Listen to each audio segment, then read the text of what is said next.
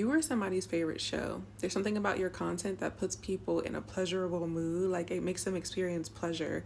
It makes them happy. It makes them feel uplifted. Even if you're talking about deep topics, I feel like even people who are going through difficult situations, they still see your content and resonate with it somehow and are like, I know I'm going to get back to this joy.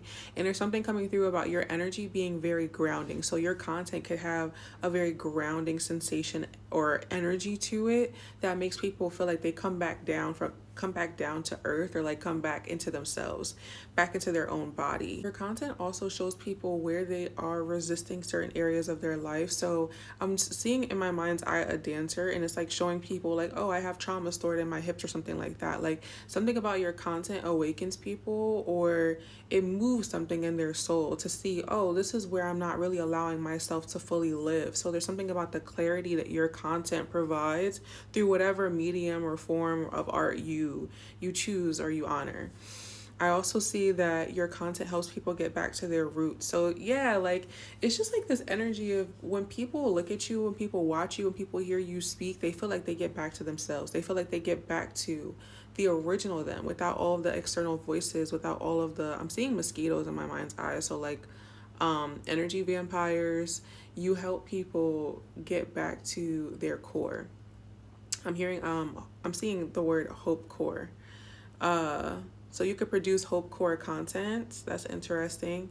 I'm also seeing patience. So something about your content helps people maintain patience, or like see where they're being impatient. But I feel like mostly it's about having patience, or maybe you make a longer form of content, and because people like it so much, they watch it and it like expands their patience, like their tolerance for listening to people talk, or produce art, whatever it is.